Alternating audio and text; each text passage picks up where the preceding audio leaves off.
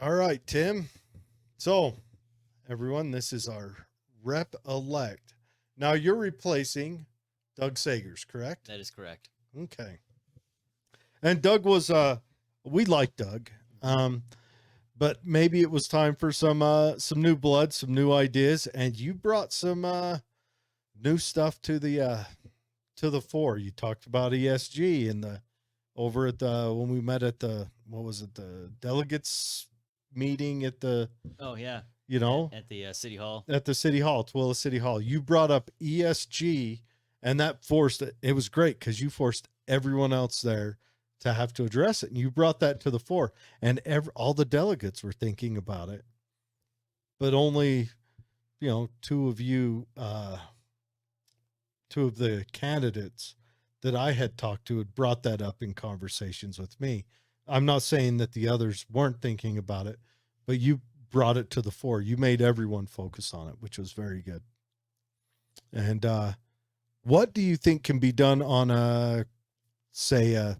as a state rep? What do you think can be done to fight ESG? Just a real quick one. Well, our treasurer's working pretty hard on it right now. I think the biggest thing to do for us is just do a complete audit, figure out where our state's money is. I know right now, retirement funds are for our state employees are tied up in companies that do brag about their ESG scores. So the first step is to figure out how we can decouple our federal or our state funds from any company that participates in ESG. We're good on the environmental side, but that social and governance side, we need to make sure that we're pulling our funds out. We're finding other places to invest our state money.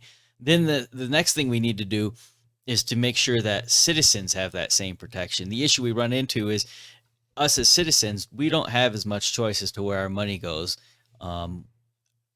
Quite frankly, when you start looking at the S and the G side, the social governance issues, you start running into issues of gender, religious, and ethnic persecution. You're saying effectively that a company is able to come in and say, you don't have the right social makeup, you don't have the right amount of members of this race or that race, or your corporation supports religious beliefs that we don't agree with.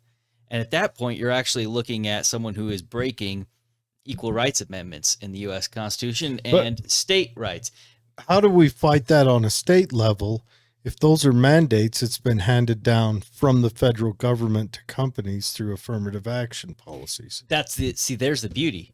When you start looking at this as far as affirmative action and laws that make sure that we have people aren't being segregated against, we obviously Martin Luther King and many of the other founders are of that movement made sure that people weren't treated differently based on race, religion, sexuality. No, I agree. However, the civil rights movement, but then affirmative action movements under the Clinton. Yeah. So that's ultimately where we're going to have to go, and this may end up in courts, but we can't allow companies to come in and say that they have a right to, what is the word? Look at individuals based on race, religion, ethnicity, and sexuality.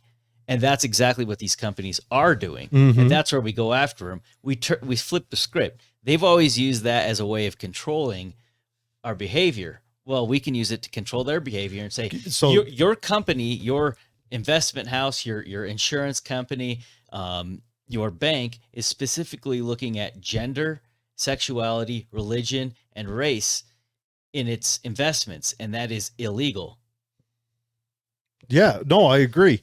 So we can remove public funds from them. Can we set up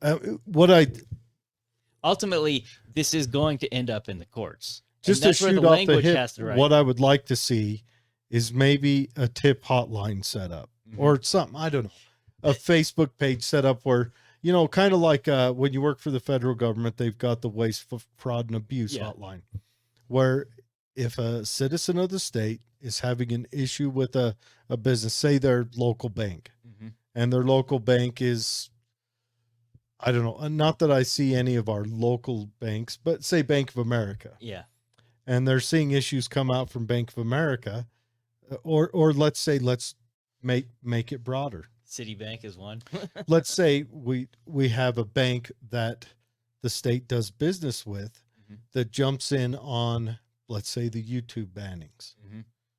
Can the state then say, you know what, you've done this, we're going to withdraw we're moving to remove our portfolio from you. Yeah, we're going to divest from them. We're going to divest from you. We've shopped around, found another bank, and just get the state to do that. I still think that this has to be fought on a cultural level, because I think, honestly, I think governments are dead. They're weak. They're dead. They're inconsequential. Look at the Democrats as a perfect symbol of that. They blow in the wind. The Democrats was the party that put in the 94 crime bill. And then the last 2 years, they did nothing but support a mob. It's insanity. You can't look at that and see any good coming from any of the ideology coming from governments right now. And the Republicans aren't much better. No. I mean, I've always explained them. One's the fresh, squishy turd on the lawn, and the other one's a day old, and it's kind of dry and ashy. But they're both still dog turd, So I still think it has to be like me. If I'm a part of a bank or a system or an investment firm, but what we've got to do is we've got to uncouple to where, like right now, if you have to be a part of a 401k, right? And so your company generally just picks one 401k management group. You can't pull out of that. You just can't go withdraw your 401k and say, I'm going to do this on my own because I don't like who you go through. The government mandates where it goes. So you're stuck. And there's where we need, effectively, if we set up laws within the state of Utah that start to go after these civil rights, and that's ultimately what you're looking at is civil rights issues, because you're looking at companies that are violating civil rights. They're looking at things that by law they cannot look at when they're investing. We need, if you set, like you said, a hotline and you give people that standing in court, then they can start pursuing this legally via the court system. But that law has to be in place so they have something to come back on. This ultimately is going to end up all in the court system and hopefully all the way to the Supreme Court. They haven't been great and passed on affirmative action. Pull that mic up right to you. Sorry, but this is ultimately an affirmative action case. What we're doing is saying you're violating people's civil rights by forcing people to invest or not allowing them to divest from anyone who's looking at religious and racial, sexual, and gender issues within their investments. A company cannot do that. They can't look at the board and say you don't have enough of this race, enough of that race. That's a clear violation of civil rights. Unless you're in California, then it's mandatory by state law. But so if we set up the law in the background in the state of Utah so that people have a law to lean on, then they can pursue this legally. They have standing in the court system and they have standing to go before the Supreme Court because our law is now something that bolsters them and gives them that support so that they can pursue this legally. And ultimately, I hope the state of Utah backs these people up as they start to complain. How do we deal with it on the hard moves? Like the 401k, that's a hard move. It is. It's something we're going to have to have a discussion. Can a state, because the 401k that's offered is offered under federal law, and a company, say you work for a company that has, 10,000 people in the nation, multiple plants, they're going to go with one investment group. And let's say you're a part of that investment group that, came out hard against whatever,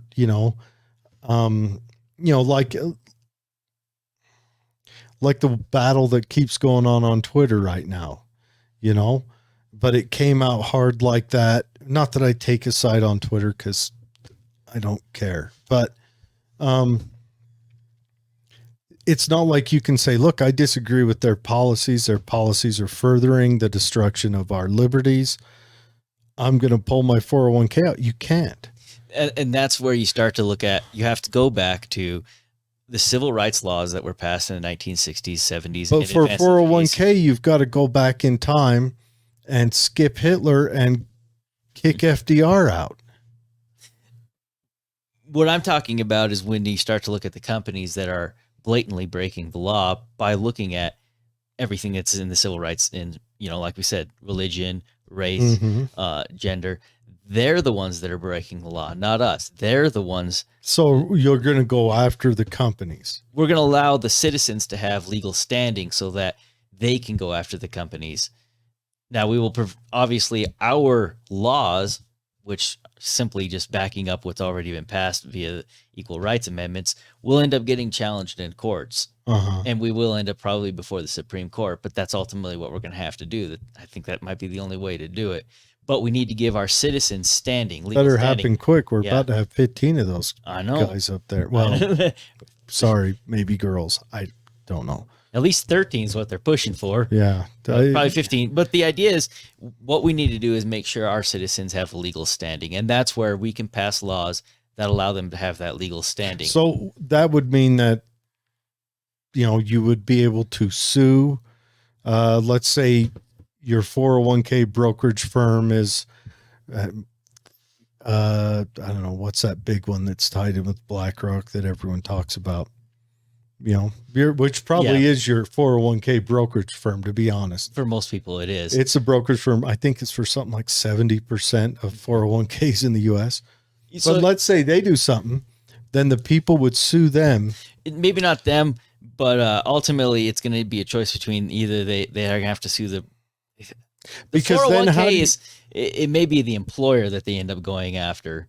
But you don't want to on the language. How are you going to sue your employer for your employer hiring what 80% of the other people hire? Go after, and it's ultimately they go for them because they're the most successful. Your employer's actually doing a good thing by you, but you're coming in at this I'm trying to save my nation standpoint, not my business and not my retirement. I'm trying to save my nation.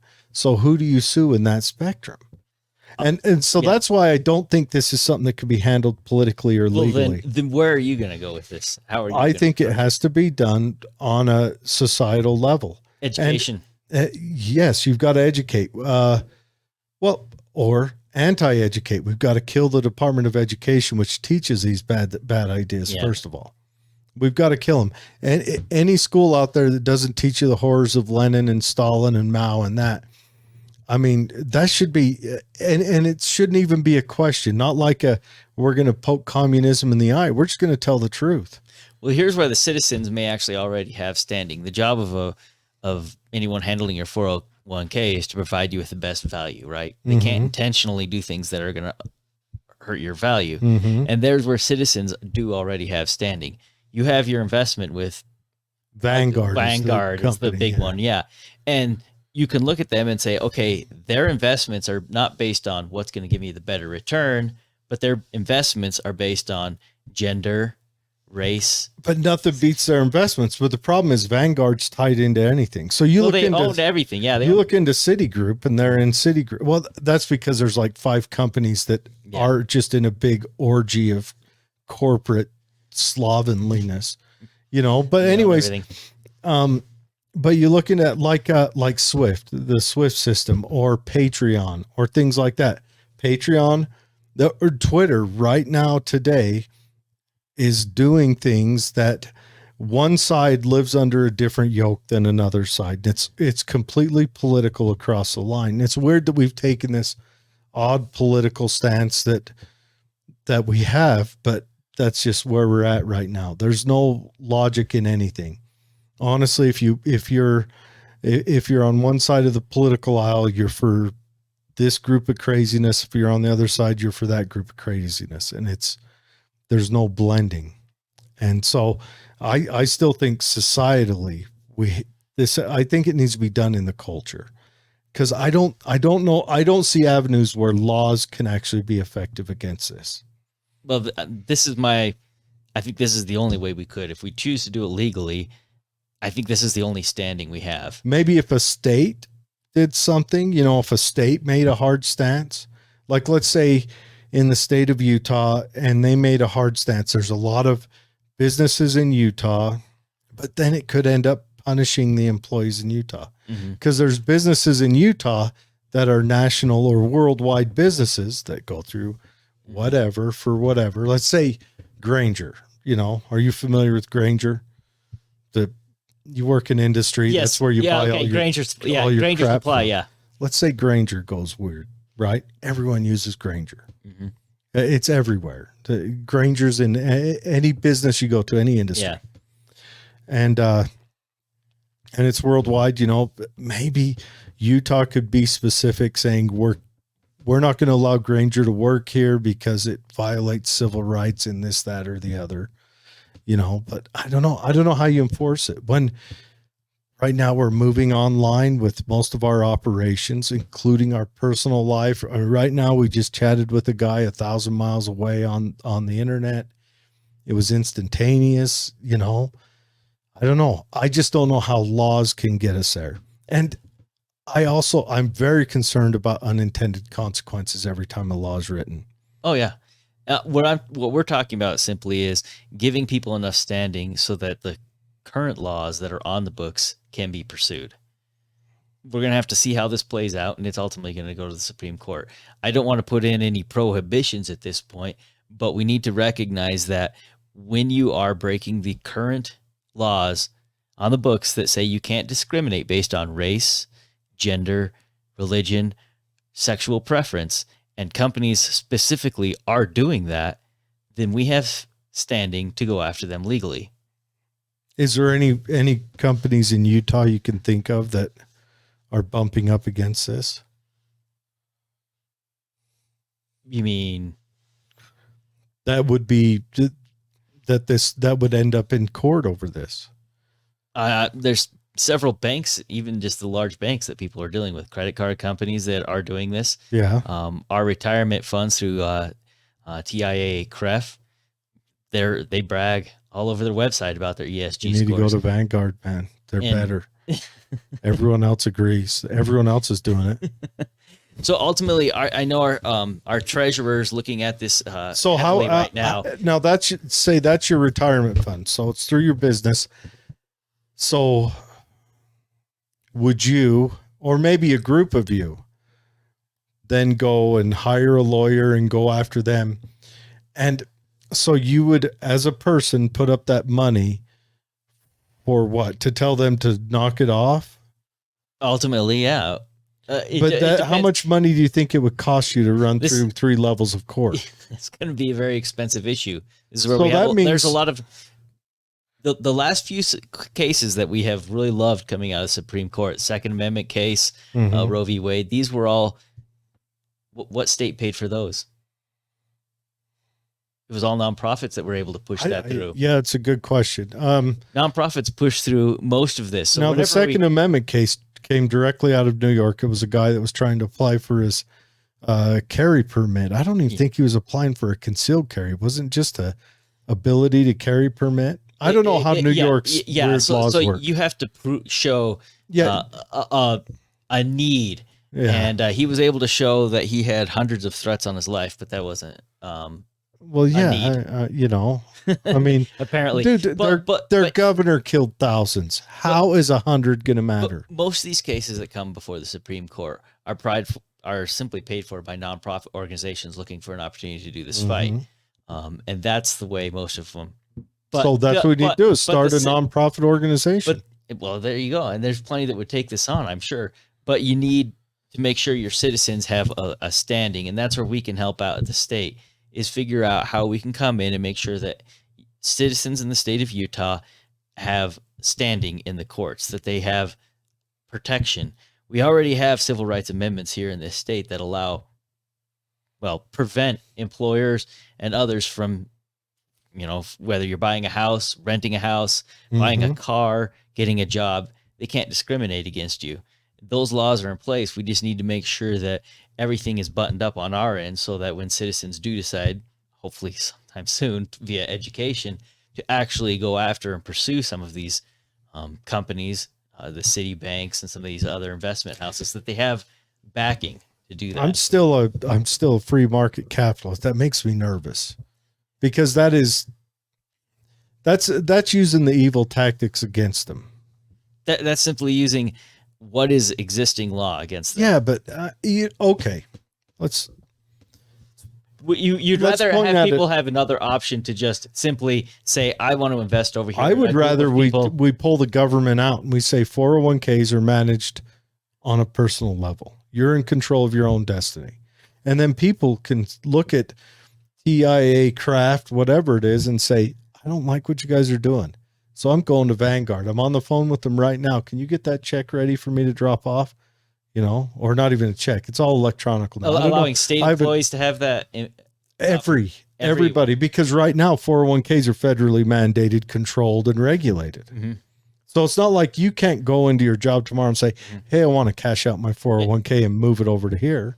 And there we have the strong case to be able to do that at the state level because of the 10th Amendment. I see no provisions in the U.S. Constitution that allows the federal government to manage your retirement. Pull the federal government out. And then we manage the ESG stuff on an individual level, and we let people choose. If people want to be a part of a system that's screwbally, they can. Let them. You know, if you want to go to clown school, by all means, go to clown school. So we would also have to look at insurance the same way, because a lot of this comes from insurance companies that are driving this. So you would have to make sure that people in the state of Utah have the ability to move insurance. And there you're looking at, again, government mandated insurance via your employer. Your employer provides you with, this is the only insurance you can get from your employer. And we already run into that issue of you're paying into insurance companies that may support things that are against your religious beliefs. If you don't believe in contraception or abortion, well, you're paying for contraception and abortion.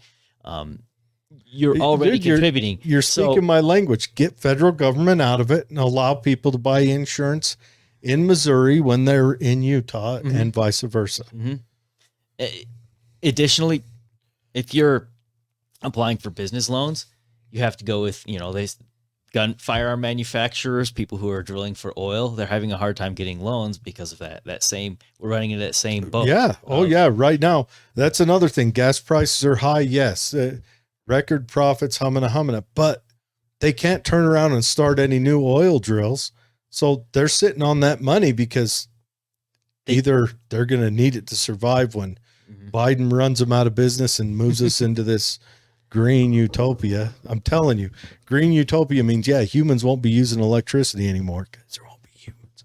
It's a watermelon. It's green on the outside and red through the center. Yep. There won't be any people left. Yeah. Imagine the death toll if they shut down just fossil fuels next year. Well, we look at it as it'd kill 50%. We look at it of the fossil population. fuels, but that's not it. The entire medical field is oil. All technology is oil.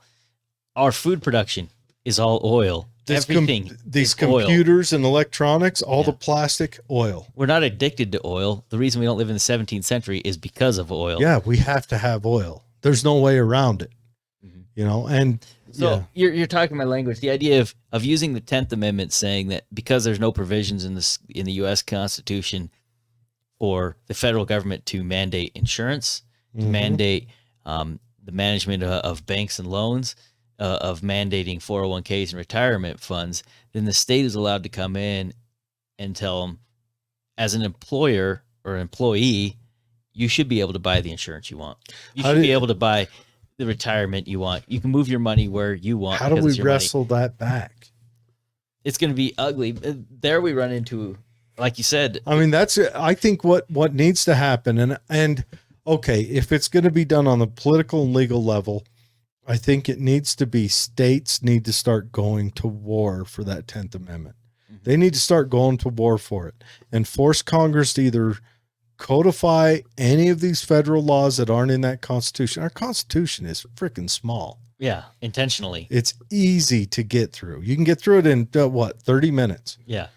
So, and I think states need to, and we need to.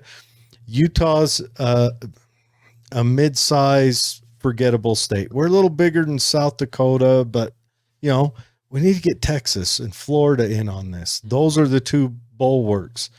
And I don't care both sides. I want the Democrat states to start fighting for their stuff and start saying, we want to have mandatory blue hairs and what, I don't care. And I want California to try its socialist haven. I want them to try it. I want them to have it. Utah might go full theocracy and I may have to move, but that's fine. I don't think it will. I want them to try it. I want all of them to take their shot. That's what I want to see. I want to have these melting pots of ideas because I want to see if there's a success out there that we can steal. Yeah, you want to be a federalist. We are a federation of states Were. That ended about, what, 1887? Yeah, it's been a while. You know? It's been a while.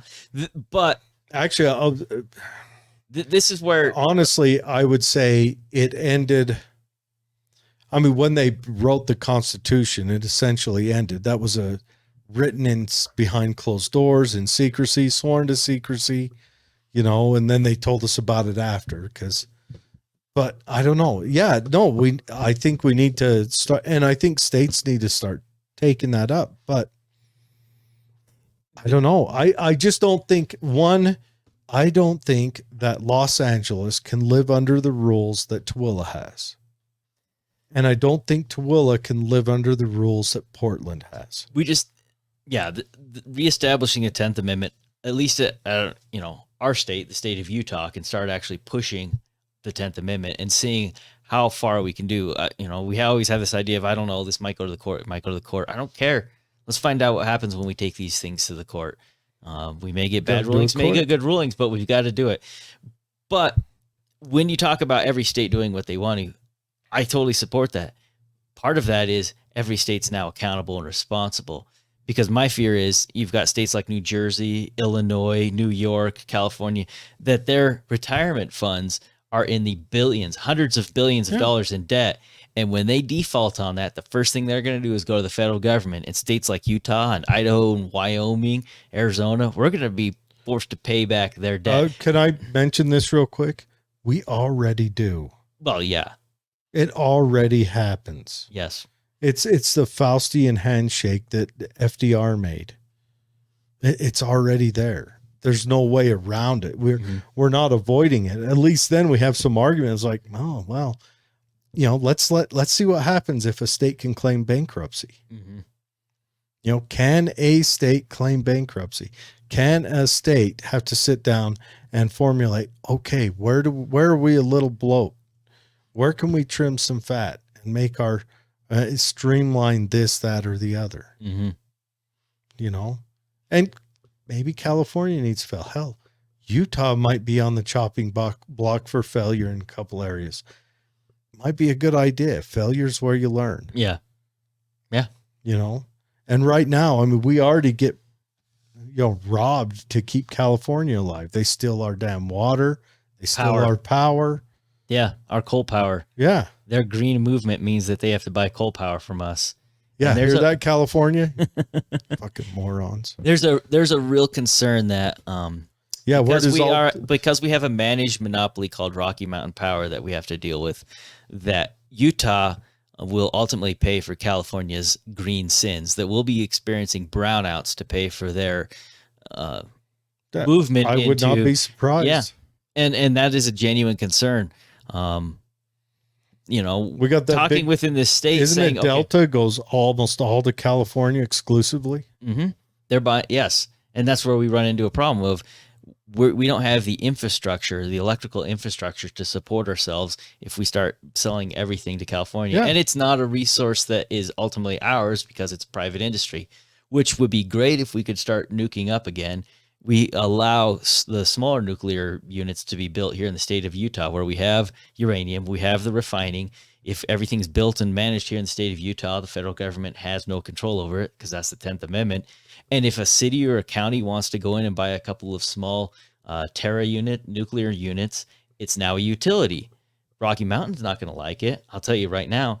But wouldn't it be great if your power bill was part of your city bill? You float a 20 or 30-year bond, you buy a couple of the Terra units, you put them out there in the West Desert, here in Tooele County.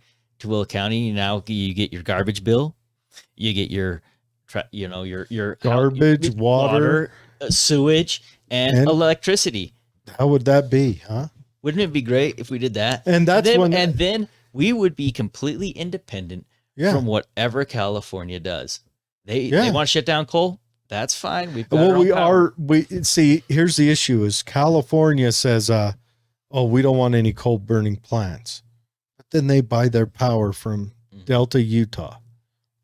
Well, it's more invasive than that because they're buying it ultimately from Rocky Mountain Power, which is a multi-state managed monopoly, which allows Rocky Mountain Power to say, hey, look, a larger state with more money is saying we have to eliminate coal plants. And the coal plants we're going to eliminate are here in Utah. I ran into this in Idaho, where I grew up. Everything was hydroelectric up there. And now, because of the green movement, they're eliminating hydroelectric up there. They're eliminating hydroelectric. They want to tear down the dams on the Snake River and Columbia River. Do you ever wonder if these are just like suicide cults? Well, that's what it seems like. It does. It seems like they want to see humanity in a big So die. ultimately what happens is those of us in the state of Utah, state of Idaho, state of Wyoming are at the whims of a larger state because of their electrical policy. We don't have control over it because ultimately you're looking at a managed monopoly. I would love to be able to take that power and do exactly what we do with our water, our sewer, our garbage collection. That's all done and handled here at the local level. I don't like nationalizing products on the average. If I do, I like it done on a city level, maybe a county level. But I mean, like, but it's even our county has a couple of boondoggles. But the Deseret Peak is a boondoggle. It is. It's costing us what, $1 million just to upkeep, and they year? almost keep it open once in a while. Yeah. And they're looking for stuff to put in there. But that's why I don't think things like that should be done on a county level. Now, what I'm talking about, though, is ultimately our power is controlled by other states because Rocky Mountain Power is a managed monopoly. We have some say in how it's run, but it's ultimately a private corporation and it's a monopoly. They allow monopolies. Now, is Rocky Mountain Power tied into that PPG or whatever, the Pacific Power? I'm not sure exactly how they work together, but I do know Rocky Mountain Power is the one selling all of our power. Idaho's power, Wyoming's power, everyone's power. If that power is produced here, do they pay taxes for the production of it here? To some degree, because the plants are here. Can we just up the taxes? You can. I mean, all that's going to happen is they're going to pass that cost on to California. And us. Well, no, just say all power that leaves Utah to go. Well, no, because that goes against the then you Commerce Act. Yeah, then you're looking at interstate commerce. I don't know. How do we? We're in a quagmire. Again, that's where it says localize it. Sewage, water, those are utilities handled at the state or county. And it's not level. Like it's not like you or I, even if we had the capital, could go and start a new power plant. No, because a monopoly is. There's the problem. Government again. They've given a monopoly. Monopolies don't exist without government. No, they simply do not exist. Name one monopoly without government. One. There's none. Monopolies only exist in government. It's the truest definition of what fascism is. We'll allow you to own something, but we'll tell you how to manage it. And that's where we are. I don't know. So, all right. So we're on that, and this is a soapbox I've been on a few times, and I know I've been hard on Republicans about it, but you know, well, you should be. I get afraid of laws being written because there's always unintended consequences that bite you right in the ass. Yeah. What else you got going when you're in there, when you're in office? What you got going? Have you met with other representatives so far and kind of got a feel for what's going on, and has any of them like closed door you? You know, you put on a red robe and a goat's mask and maybe attend a dance. It's in Utah, probably, you know, like a yogurt Bohemian bar. Grove. So yeah, in Utah, it's a yogurt bar, and they. No, it's interesting to see how many people come out, and you know, when you're an unknown entity, everybody's your friend and everybody's your pal, and they all want to bring you in. And, I've heard come that on, meet these people. And other come along politicians and meet these people. I've talked to, I've heard that, and they've like burned bridges pretty quick. So ultimately, I'm not trying to burn bridges any quick. I'm the guy who will tell you this is where I stand. This is where my principles are, and these are the things I'm not going to compromise on. I'll work with whoever if it's something I agree on, and if not, I'm just going to stand against them. I don't make any money from this job, you know. It's if I lose this, will go back to my regular job 2 months out of the more year. time off with you got like 13 kids too. How many? What is it? 8 wives and kids. 25 kids. Yeah, exactly. Anyways, so ultimately, so you're plenty busy already. Yeah. If I want to do what I can for the state of Utah and the citizens of Tooele, I want to make sure that the people around me have more freedom and more choices to how they educate their children, more protection of their rights as outlined in the U.S. Constitution, our Second Amendment rights, our First Amendment rights. We start getting into the ones, that no one talks about, our third, fourth, fifth. You start looking at the way I don't think we have to worry about the third right now. Although during COVID, there was a couple. There was a couple arguments that came up because they had the no eviction moratorium, and a couple of people that stayed in those apartments were GIs. Mm-hmm. And so they went, the only time in U.S. history that the Third Amendment was actually like, they had to blow dust off of that one and sweep it clean. Holy cow, look, we got this. But the Third Amendment, you've got to understand, is more than just, okay, yeah, you can't keep soldiers in your house. The ultimate purpose of that is the soldiers were in people's houses to control their thoughts and to record what they were saying. It goes right into the Fourth Amendment. Well, and also and Fifth Amendment with your unreasonable search and seizures. You have someone there keeping track of everything you say. It was intimidation, and also they were eating their food, so the British Army was saving money. But the real purpose of that is that the right of privacy. Yeah. The government can't monitor. How do you think most of the stamps were checked? Yep. So ultimately, this is my goal and my mission, and I'm only going to do this at most for six years, 3 terms, because I have a regular job and I'm taking quite a pay cut to come do this. So if people come to me and they say, well, you need to vote this way or that way so you can have more power, more influence, more whatever, I don't really care. I'm there to do this mission. And when I'm done, I'm done. I'll just go back to my regular old life. I don't need the power. I don't need the prestige. I'm certainly not making any money doing this. I'm doing this because isn't it like $150 a year or something? I think it's $117 a day while you're in. $117 a day while you're in there.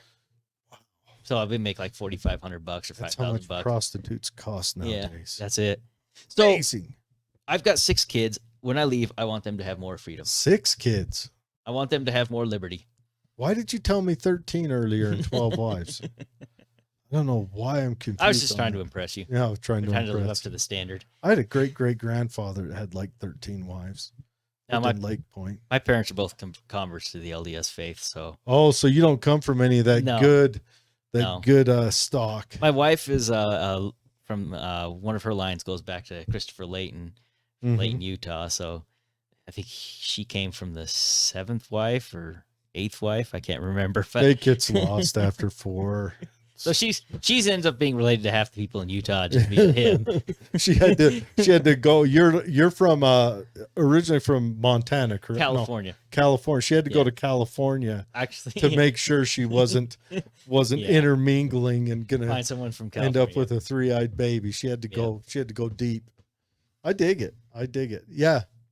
No, I like what you're doing. I like that you got a plan laid out. I know I've been hard on a few Republicans about this. You should be hard on them. They're the ones that are letting us down. I expect nothing from the Democrats. Not just that, but these are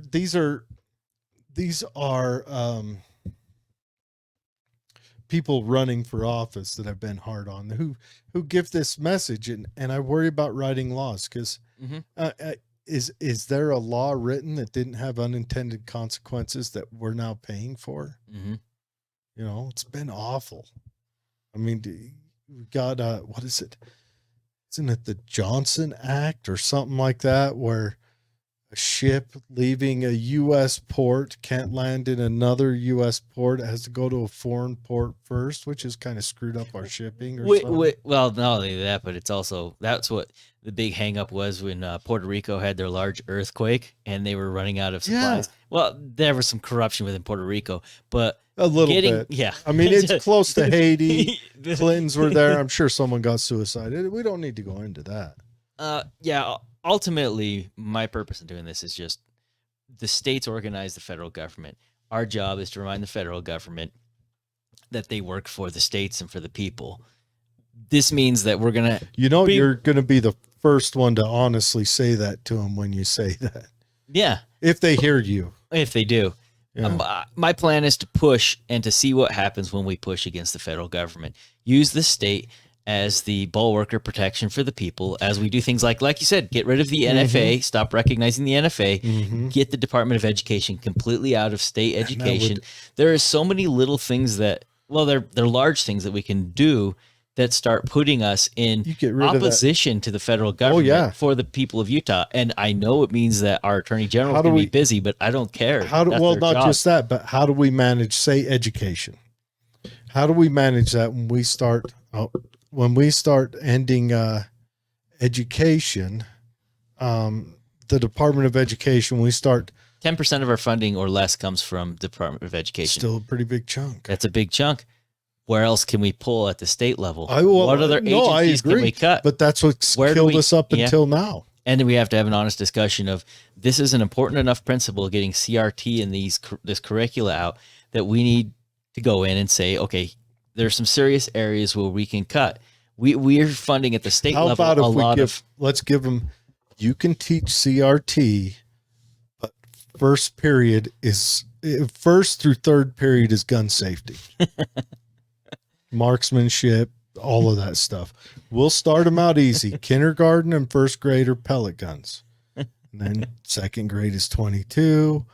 We'll move up. We'll move up consecutively. Start out with your 20 gauges. We'll finish off with some 80 millimeter mortars on your senior year.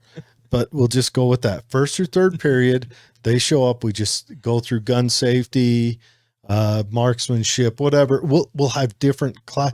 Like if you want to go into gunsmithing, we'll teach gunsmithing right there, and starting in sixth grade or something. Simple gunsmithing. When they have those skills and those. Yeah, abilities. when they can right and left and things like that. But as you get further, but you want to go into marksmanship or indirect fire, we can offer indirect fire classes. They have to be done a little bit. Something to offset the CRT. Yeah, I think ultimately what we really need to do is open up the budget, go into it, and this is where you have to build alliances with people where you can, but recognize some people aren't going to move along, and we may not have enough critical mass at the state level to do this. But the state of Utah doesn't need to fund parks. It doesn't need to fund a lot of the little things it's doing. Every representative in there and every senator in there has to kick something back to the county in order to keep the county commission and the cities happy where they work. Look at this commissioner got us this, or this representative got our county this money, or our city this money. That's not my job up there.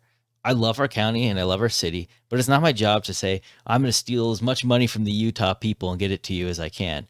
My job is to go through and cut taxes and minimize government as much as I can, that federal influence. Now, the Department of Education is something that we can make up that difference for if we need to for school districts via cutting other things, which means some counties and some cities aren't going to get the money that they used to get, but that's going to have to be raised at the local level. Additionally, some counties and cities are going to have to step up and increase some of that funding for education. Now, ultimately, I'm a big fan of vouchers and just attach the money to the students and just leave it at that. Mm-hmm. But what can we can't get down that route, we have to be able to be flexible enough to make serious cuts in areas that we don't need money and kick back a lot of things that we're funding at the federal level or at the state level back to counties to fund and cities to fund. We're wasting a lot of money. Yeah, that is true. 10% education increase at the state level to eliminate the federal government. We can come up with that money. The problem is we need to make sure that representatives and senators know that this means some of those promises you made to kick money back to your county and your city, you're going to have to break those. But what would you rather do? Improve education? No, I agree. And this is a part-time job. Guess what happens? If you get voted out, you get voted out. Who cares? You go back to a different job. Do something else with your life. Go back to your 14 kids and 8 wives. Yeah, exactly. That's why you're doing it. You're just trying to get out of the house. You're trying to escape from the house. No, I agree. And I don't know. I would like to see, uncoupling from the Department of Education would be good. I think education's important. I just think that the Department of Education has shown a lot of corruption, especially over the last, it came around in what, 74, 75? Was it one of the last things Nixon did before he was out, or was it Ford who put it in? I can't remember. So it's let's just say since it started, it's been a corrupt organization. And, it's corrupt because it never should have existed because of the 10th Amendment. We've lost all value in it. Every year it gets more expensive than value goes down. Up until that point, it was climbing. And, so I would like to see us figure out, at least have an in-depth look at why it's failing. And I think the Department of Education protects itself, and also it's in charge of studying itself. So it says, hey, look, we looked at ourselves and we did nothing wrong. And that's the same thing you get, you know? Well, ultimately, education was supposed to be controlled at the local level. Oh, yeah. And it should be controlled like directly by parents. It should be controlled by parents. And if you're going to fund it at the city and county level. I think it's BS that anything up until 6th grade requires a college education at all. Mm-hmm. I say a background check and toss, you know, any mom down the street in there, let her have a try. If she doesn't do good, she doesn't do good. If she's a success, she's, you know. We are so outside of the way education was originally set up and designed. You know, Jefferson, when the founders sat down and thought about the way to handle education, they said, yes, you get a public education, but they never said how to control it. We came up with this idea of controlling it at the state level, and it's not even supposed to be controlled at the state level. They pictured it handled at levels where you'd have 100 or so, 50 to 100 families working together, and they would provide education for the children. It was just a community thing. Quite literally, they used the term ward and village, which meant division of 50 and division of 100 to handle it. So the idea was you have a family group of about 100 people, 400 or 500 people. So your family. They hire an educator. Those your immediate family, your kids. Yeah, you would add your wife, you turn into whatever next level is. But you know. Yeah, ultimately that group, a neighborhood, would hire an educator to handle what the family couldn't. Pull someone from their ranks that'd do it. Exactly. You know, Little House on the Prairie style, where you wrote on chalkboard. No, it's and then it comes down to just a good curriculum and parents helping out. Yeah, we followed the Bolshevik idea in the 1920s, where we just said, look, the Bolsheviks over in Russia, they're doing a great job educating their children to become factory workers and office administrators, and that's what we said. It was Horace Mann that brought it over, and he followed the Germans. It was the Germans. They copied it out of the Japanese playbook, so that's where it comes from. Horace Mann brought it over here. I mean, literally every bad thing we're dealing with came out of Woodrow Wilson's cabinet that we, you know. I think a lot of our problems could be pointed back to Woodrow Wilson. I'm telling you. He was an example of one of the worst presidents ever. If I stub my toe, I go, Wilson, you know, because that bastard, he set us up for total failure. Yeah. You know, we are so far outside of where we need to be that all we can do is make some small incremental changes and realize it took us 120 years to get here. We're gonna push as hard as we can while we can, and hopefully I'm exhausted, and hopefully the people around me are exhausted, and we can find new people to fight. It's gonna take us a while to get back to where we need to be. What did Rome do to wash Caligula out of their system? We need to start studying that. Rome collapsed. Dang it. The Vandals came in and sacked that place because they had no border protection and no border control. They were too busy worrying about redefining families. They quite literally, we were redefining gender, redefining families. And, you know, it's a sign of a collapsing empire. Mm-hmm. So every empire that collapsed went through the same thing. We're doing what the Romans and the Greeks did. Art goes to shit. How's our movies lately? How's our art? You go to an art museum, you got a couple of splatters of paint on a white board. But seriously. There you go. These are all signs of a collapse. Yeah. Even Trump is a sign of a collapse. We were looking for a strong man, a Caesar. When you elevate someone into an emperor or a godlike figure. I hope not. Getting blackpilled all of a sudden. Talk me off this ledge. I don't know. I can't say anything. I'm probably there on the ledge with you. I can do this in the wasteland, you know, radio wasteland. I'm thinking, get me like I'm thinking an Australian, like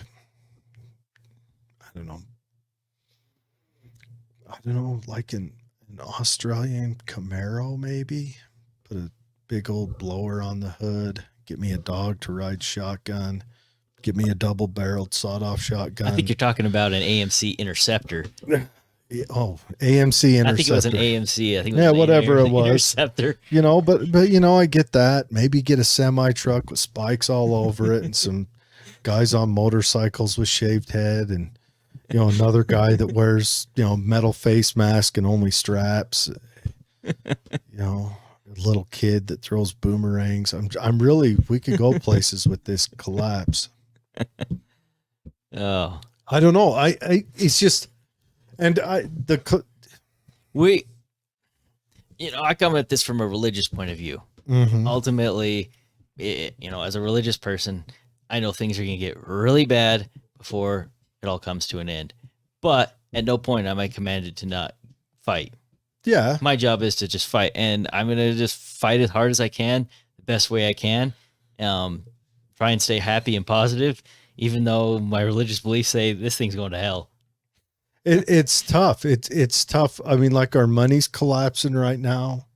And we're in that idle time before it hits, Mm-hmm.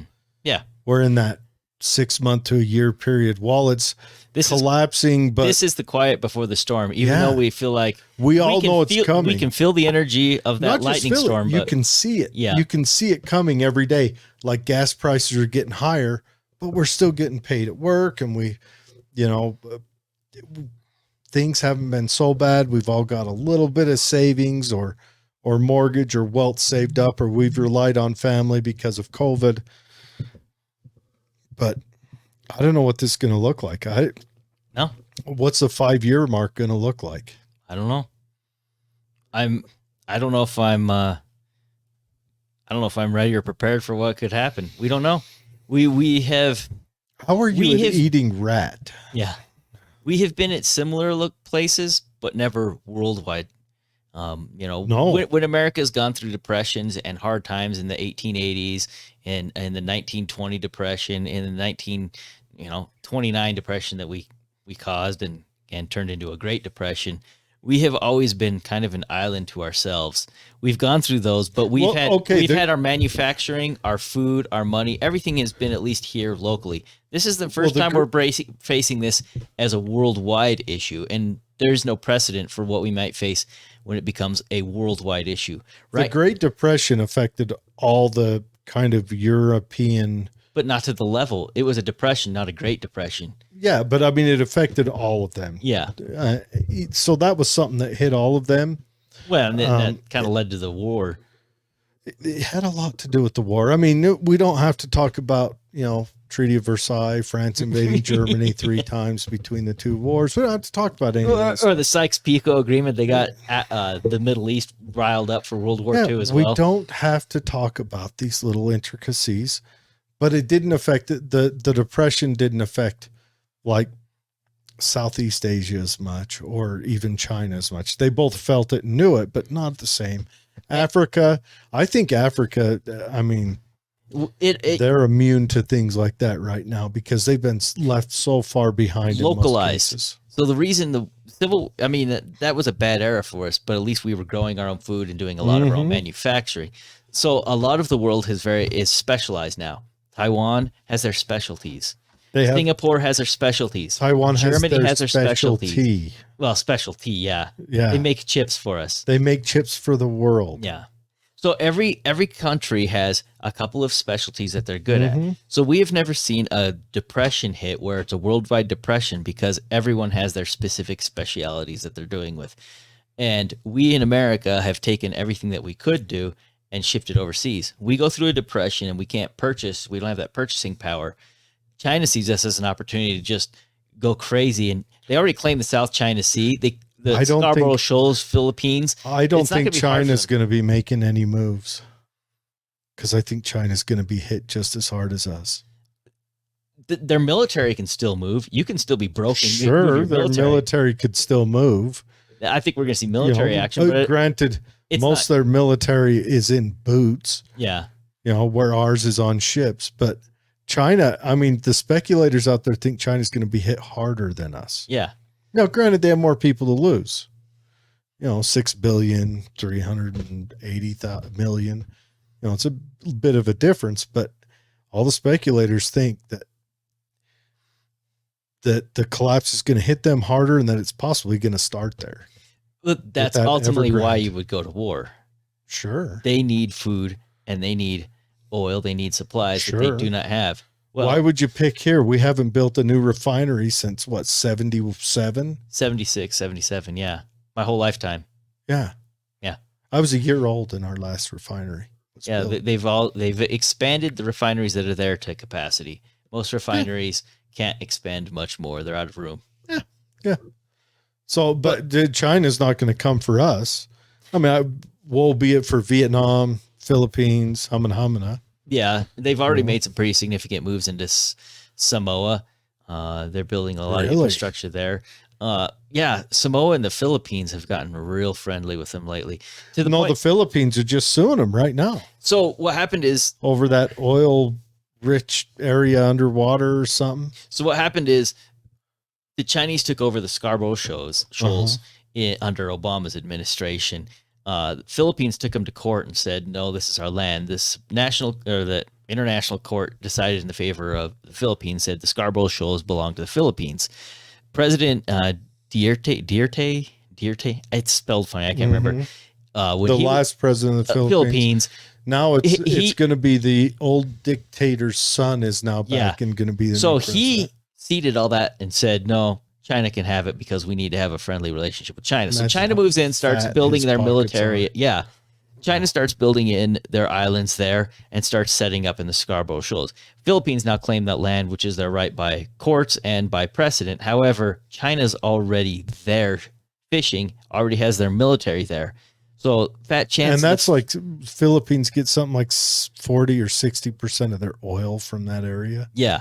So fat chance the Philippine military is going to be able to push the Chinese military out. China also makes all of their, so if you're a fisherman or if you're out there doing oil exploration for China, they militarize those. You are a member of the Chinese military if you're a fishing vessel. I've heard about their fishing fleets that like run down Navy destroyers, like 1,000 of them strong. Like, yeah. I don't know if they're just going to throw hooks or nets up on you, but they don't have to. You ain't going to get all of us. Because if you go after and you start sinking fishing ships, all of a sudden China goes to the international world and the courts and says their military is sinking our civilian fishing ships. It's a brilliant move on their part. It's an insane world we live in. Insane world. Where are we going to go at the end of this? And ultimately, I think China will be okay because they own Africa at this point. Africa's starting to throw them out. Nigeria started throwing them out. Mm-hmm. I think Africa is going to be okay. You know why? Because if you fall off the first step of the staircase, you're fine. Yeah. Now, when you're way up at the top and you roll all down the stairs, that's pretty bruised. China's one step behind us. That's still pretty bruised. Europe, they're, I don't know, somewhere in there. The biggest issue Africa might have is the fact that the United States and Western world, out of a false sense of charity, have destroyed African farming and manufacturing. Mm-hmm. Why would you plant crops when you're getting them free from America? Well, not just that. They get them cheap. Let's say you go to a market to buy crops, right? And you go in there and your neighbor's a farmer and he has a stand and he's selling maize and it's $5 a pound. And you go to the next stand and this guy does some dealing with the government and he got the bags from America and it's $2 a pound. Yep. Well, this farmer, no one's buying from him. And then he just goes out of business. I'm going to become what most of them did in Somalia. I'm going to become a pirate. Mm-hmm. Most of those pirates we're dealing with over there, where we went over there, built a fake economy underneath it. They could no longer farm. So manufacturing too. They're getting free clothes, free shoes, free everything. Where's your manufacturing market when you're getting free clothes? But I think we're going to, no, I don't think I've heard this speculated. We're going to see China start to coalesce into larger nations Africa. I think they're speculating they're going to end up in the next 100 years. There's going to be 5 nations in Africa, maybe less. So we're going to see these bigger nations set up and start to organize better. And they're learning from us. Mm-hmm. They're learning from China because China went over there. Now, granted, China may have taught them some, bad things, but they're teaching them how to run a government. Mm-hmm. And then boom. And what does it mean? I mean, China may have a lot of loans and leases against them. And then Africa, the big killer in Africa is why they can't get industry to start is because their governments tax their people so high just to prove to us that they can get that much revenue so they can get more loans. Yeah. The minute their governments snap out of that, they're off and running. Yeah. The minute they say, we don't want to look to the west or to the east or to the north to get a loan, we want to try this on our own, or we want to have people come in here for mutual investment, you know. No, they're sitting on a sea of resources they don't use. They're sitting on all of them. And Africa's huge. They have great farmlands that they aren't utilizing at all. Africa's, what, 7 times the size of the United States? I think it's about that size, yeah. I'm not sure exactly, but it's a big area. It's a big continent. If it went into 5 major nations in Africa, each one of them could be bigger than the U.S. Imagine the global powerhouse they could be. They've got all, now granted, they've got that strip across the top of it that's kind of bald and naked, but maybe they could make glass there or something. I don't know. There's oil there. Camel milk. There's other resources. There's not oil anywhere near the Middle East. How dare you? Yeah. I mean, there's stuff that they can do. I think Africa's going to pull out of this far better than the rest of us because we all rely on this. Yeah. Right now, there's no African. Well, there are plenty of them, but right now there's very few U.S. or probably even Chinese citizens who would survive 6 months without power. No, yeah. But I'll bet there's very few Africans who wouldn't. They probably wouldn't even know. And I think that's where they have their strength. So you be for working on hardening our infrastructure then? I've always been for that. Good. Yeah, always. One, it needs to be broken down more. We shouldn't have 3 grids running the whole country. Yeah. Yeah, it's ridiculous. Pop one grid and then you're done. You take out a couple of power stations, one hit and you're done. Yeah, well, and it's not set up. It's not hardened. It's not set up to. It's not like they can, like they say that you can lose a grid and then around power plants they can figure out how to power everything. But wouldn't it be nice if we kind of figured that out everywhere? You know, but I don't know. Yeah, I don't know how many people's growing their own food. You know, do you know what the farmers locally here grow? Do they sell their wheat to local bread makers? I mean, those are in Africa. They do all that. You know, so I think Africa is going to fare better than we think. You know, maybe time to start. I don't know. I'll tell you what, we won't have problems with when that happens. We won't have problems with people just demanding you call them this weird name. No. All these first world problems will go away. They will. And yeah. And then the riots will be about food, not offense. Food and water. Yeah. The basics. And that's when we'll be in real trouble. And I wonder where we're standing. I wonder what's going to come out of the next couple of years. I feel like, I don't know.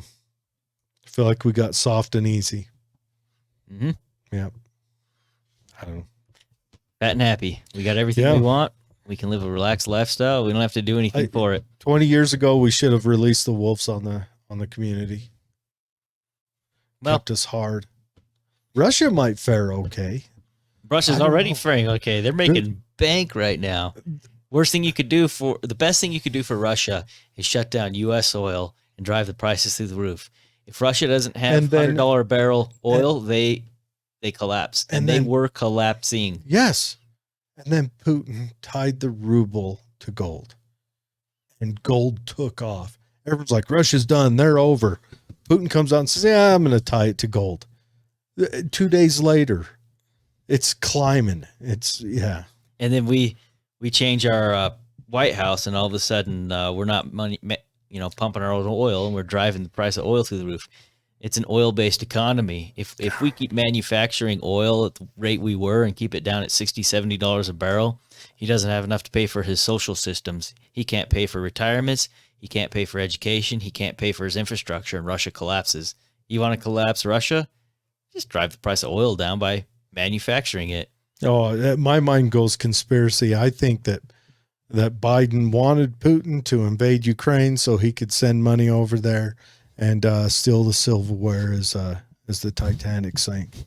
I hate to say it, but it just seems when he came out last week and said, we're going to keep feeling this pain until the war in Ukraine is over. I'm like, we don't have to feel this pain. Why is this my problem? That's Ukraine's problem.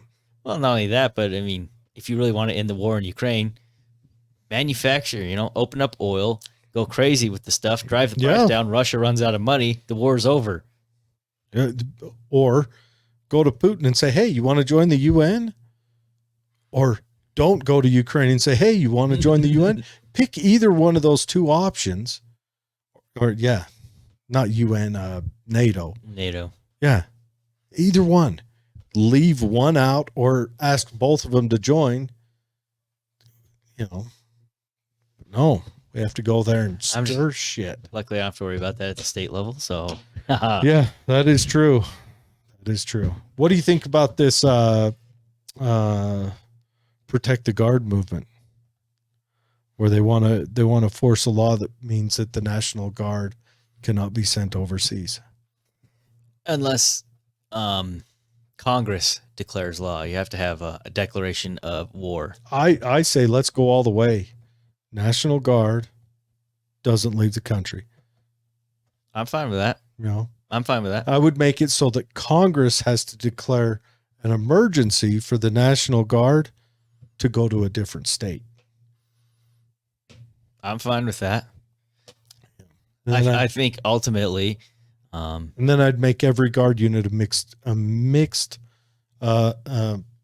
arms unit.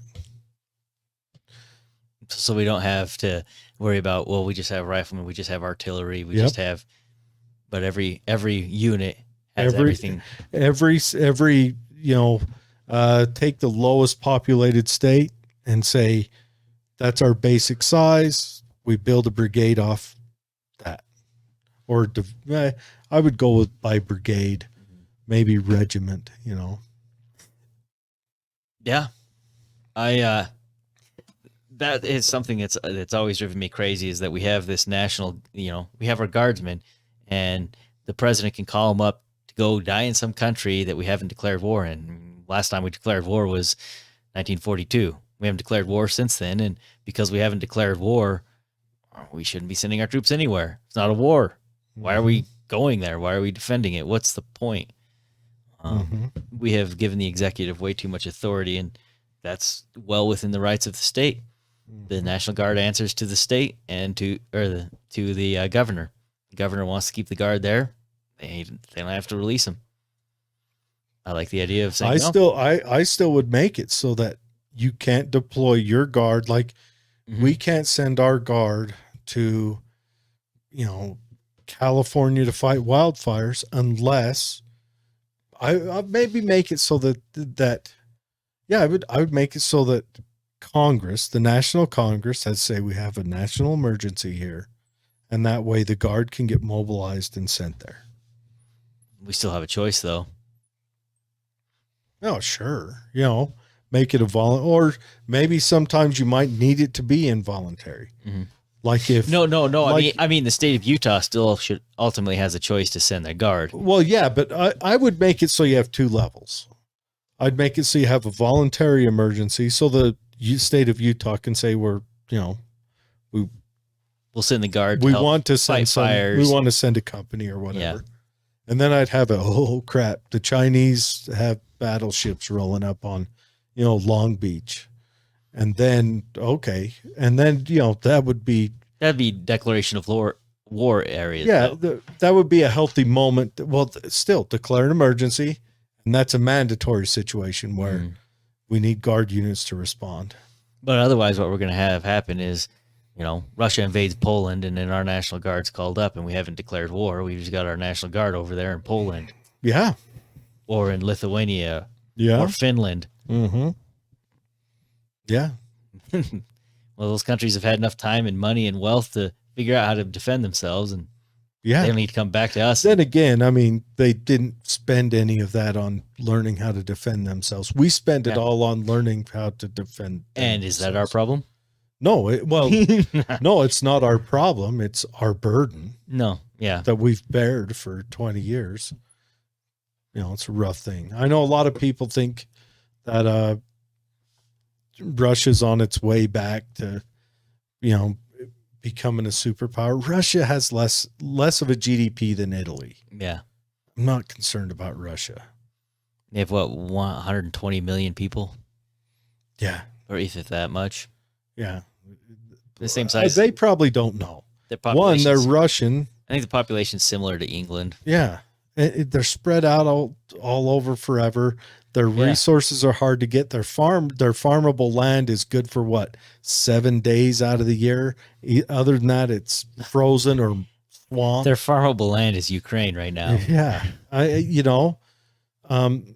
Russia's not a big threat. China is a bigger threat because it has a large population, and we gave them a lot of technology. Into technology. Yeah. Their planes are our planes.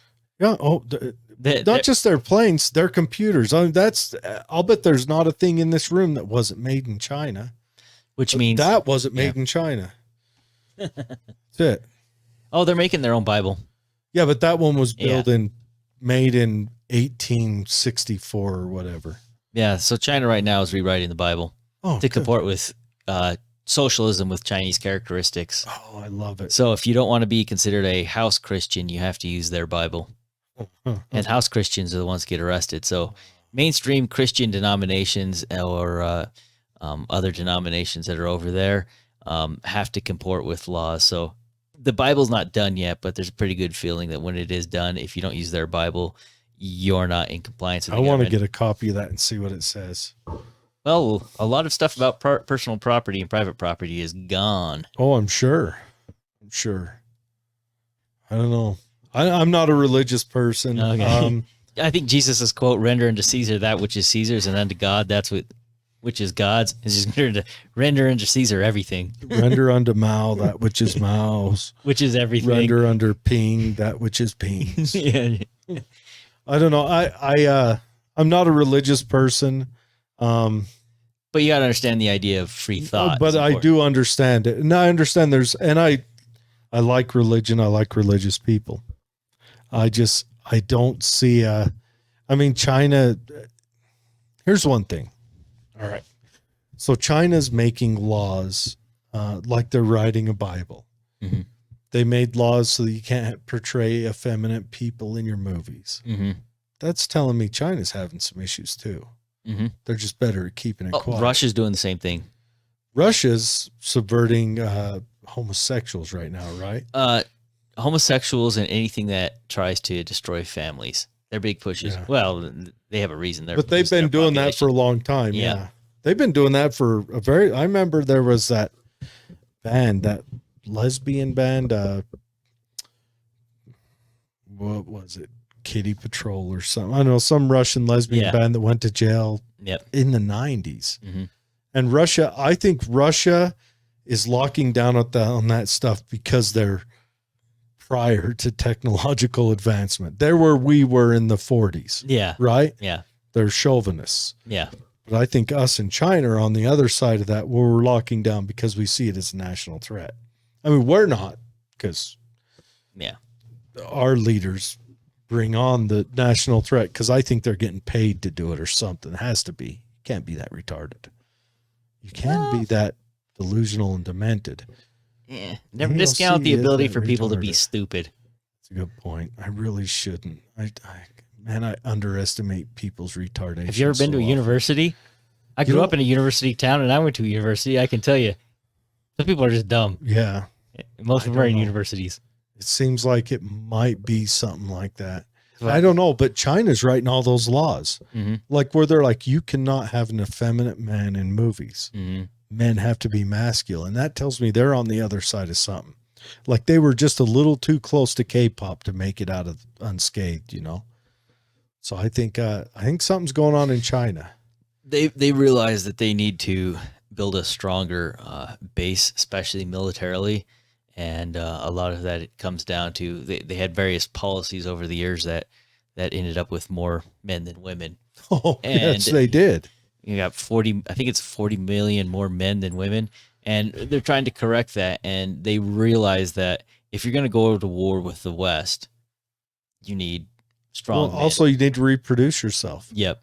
Because if you have a system that's predicated on Ponzi schemes, yeah, you've got to have the next group in line to get Ponzi'd. Yeah.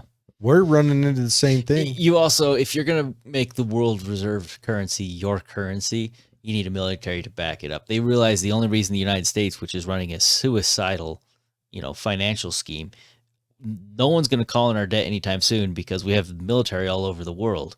Well, if they want to come down to that same ability to control the world's currency, they have to have a military force to back it up. They need their military in Africa. They need the military throughout Asia. They need their military in the Middle East. They need their military up into Europe. They own ports in Italy right now. Yeah. They have 99-year leases. And if Italy defaults on those... They have ports in the U.S. Yes. In Long Beach. They have military ports that they're looking at now in Italy.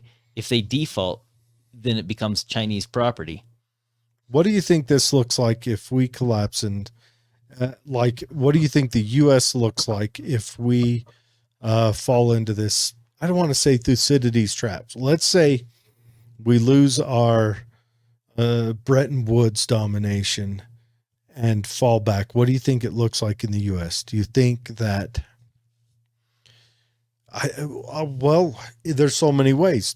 If we were to collapse our world domination right now, but we had a government that was friendly towards business and initiative, I think we could make a 5-year recovery. But the problem is I don't see government that's friendly on either side. I mean, Republicans, 10-year recovery, Democrats. I don't think we recover in that sense that we keep a national identity. Yeah. I think we collapse. You think like balkanization or? Yeah, I think you would end up with a civil war because one side would say, let's return to America being America and the Constitution, rah, rah, rah, people like us. And then you would have other people say, this is a failed system. What we need to do is blend into the UN and become part of a much more international group. And I think that's where the discussion would be. So I don't know what kind of recovery you would have because I think internally as a country, that would be the ultimate debate. And I'm not sure how that would be decided or how we would fall into that. Do you think either side would let the other go? No. So you don't think I don't think our side would let the other side go because we're looking at ports and resources. But like the side that wants to join the UN won't let the side that wants to stay independent go. I don't think that the UN and the international people would let the United States remain, even if it was just a portion. Which way do you think a state like New York would go? Because New York is one of those. Oh, I should say all the eastern states. They're not something that we would recognize as. See, California, we can tell they're that kind of total lefty hippie.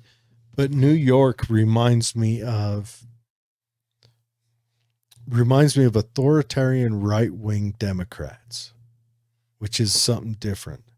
I mean, they're authoritarian on the left coast also, but they're authoritarian left-wing.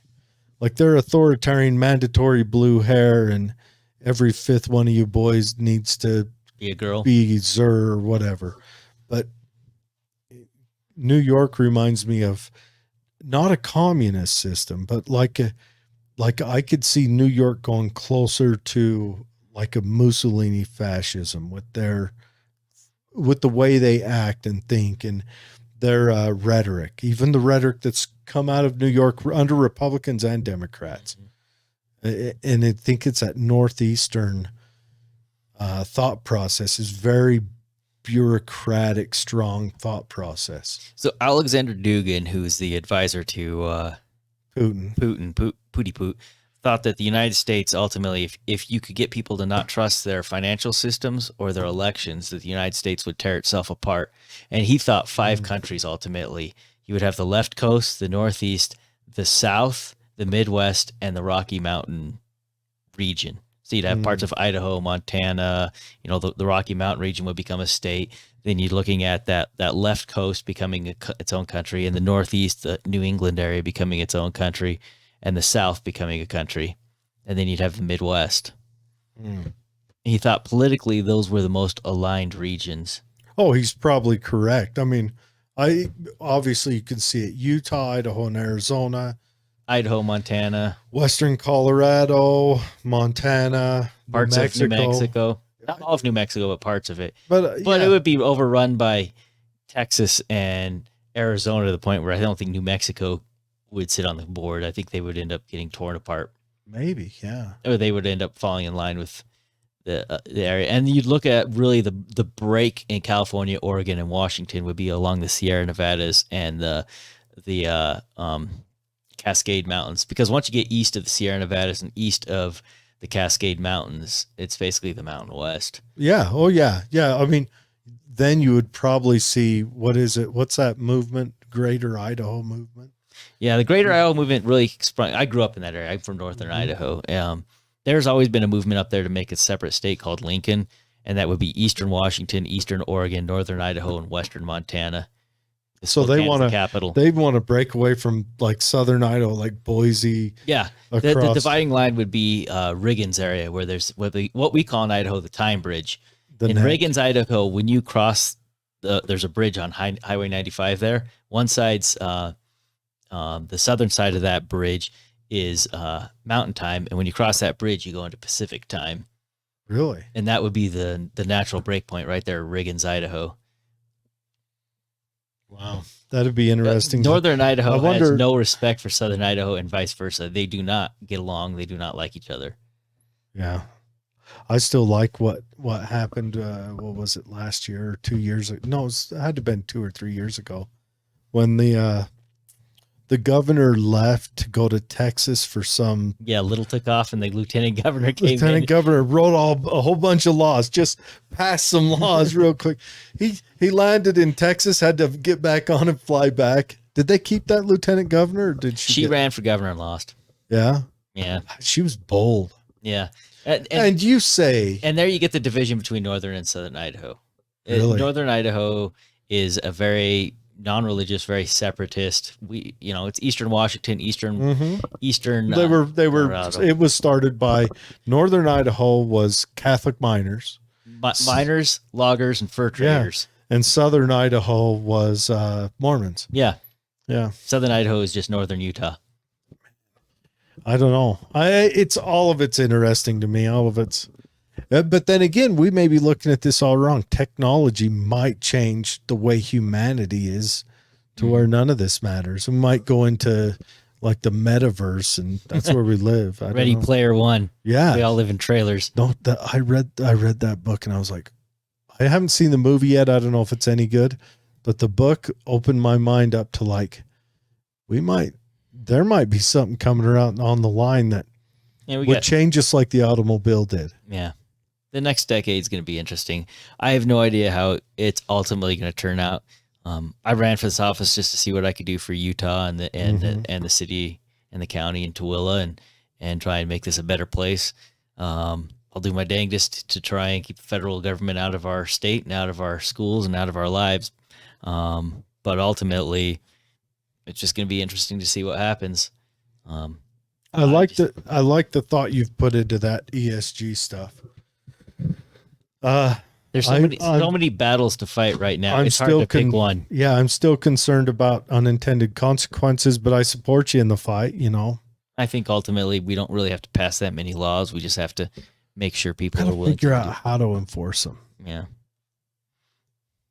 It's going to be an interesting discussion because I know we're going to have within the own party, there's different views on ESGs and how to enforce that. So it's just going to be a long-term discussion. It is. It's tough. It's tough. It's been a fun show. Dave's not here. We went wild. We've gone almost 3 hours. Yeah, I need to go home and make some dinner for the kids. Yeah, and I'm going to have to break this up into 2 shows to get it on some of the sites. But no, that's good because we got a conversation in with you, kind of a loose interview. Don't worry. He didn't say anything out of line. That's my job. I'm okay with that. But yeah, I don't know. It's going to be an interesting time to see. It makes me wonder if we fall back from being the world power, do you think Soros and all them withdraw from giving a crap? And all of a sudden the Democrats are going, we need money. And they're like, we don't even care about you guys anymore. You guys are dying on the vine. We're over here. And then you watch Soros go over to China and start funding like pure, true liberal individualists, like local governments. And he's funding the exact opposite over there. I don't know. He's not an individualist. He's a. But what if he's just a person who just likes to cause chaos? Like he's Loki. Just wants to see the world. He just comes over here, causes chaos over here, putting in these, these god awful prosecutors that let criminals back out on the street and goes after innocent people. Then he goes over to China and he's like, what would cause chaos over here? I'm going to fund individualists. I'm going to make sure that Mr. Rogers is on Sunday morning TV, whatever, he just goes like that, goes hard. With the amount of resources we have in this country and having the 3rd largest population, 3rd largest landmass, I think we'll never get left alone. Politically, I'm not worried about militarily. I don't think anyone's ever going to try and invade us. ATF and FBI. Those are literally our only invaders. Yeah. ATF, FBI, and, Department of Education with our schools. I don't think having the Constitution and the philosophy of our founding prevents us from ever being left alone by anyone who sees humans as collective. We penned the first and only document that looked at people as an individual, and that makes us an automatic target. The second document. First was the Magna Carta. Actually, the first was the Cylinder of Cyrus. Second was the Magna Carta. Third was ours. Yeah, but the Magna Carta was it was a good only for lords. Yeah, but it set the basis for everything. Yeah, the Cylinder of Cyrus also did pretty good too. But British law is based more on the Magna Carta, and they still do not enjoy that many liberties, really. But they get health care, man. And you can drink beer at like 15. Can't drive a car till you're 18. Really? Can't own a gun unless you're a lord that owns land. Yeah, you must be landed gentry. Yes. I say. There's another. I think Justice Thomas showed us the ultimate way to fight for liberty. When he penned that last decision on the Second Amendment, it came down to the idea of that we have to show a special need in order to own firearms, and that is a direct infringement on the philosophy of this country. Do you have to show a special need to talk? Yeah. To worship? To not have soldiers quartered in your house? Yep. Do you have to show a special need? Now, he needs to go further, and he needs to lay that on the 4th and 5th Amendment. He needs to jump in, and he needs to nip civil asset forfeiture in the bud. Big one. That needs to be nipped, and that needs to be nipped hard. Yes. And then I would make it so that warrants are to protect life, and then I would put a runny period at the end of that. You can only serve warrants. What I mean is no-knock warrants. You can serve warrants, but no-knock warrants only to protect life. That's only if you believe someone is being held hostage in there. That is a dangerous precedent. No-knock warrants are going to get police officers killed. They already have. Warrants, I'm fine with that. If they want to come in and they say, hey, we've heard that you've been watching little kids on your computer. Yeah. We want to look at your computer. I fully agree with that. We'll schedule a time. Whatever. Yeah. But a no-knock leaves officers in danger of getting shot. It leaves officers, leaves innocents, leaves the neighbors of innocence. Yeah.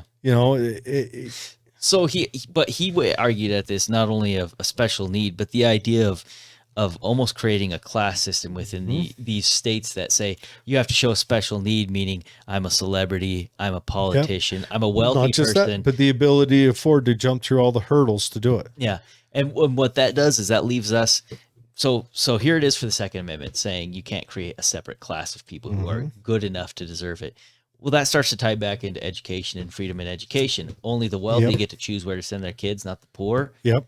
And you start attacking it from the idea of, well, here's the rules that the government is allowed to live by, and here's the rules that the rest of us have to live by. Well, how about those who are not good enough? How about Congress and the way they invest their money? See, what he did when he laid out that decision is left a door open for us to go after so many. So we need to get these groups together, and it needs to be I'm sure every Republican, every Democrat agrees that the way politicians can invest with insider knowledge is pretty screwed up. So I think they should both groups should come together, go up there and say, look, you can still invest, but it has to be done through Vanguard. So you can invest into a 401k like program. They're going to do your money management.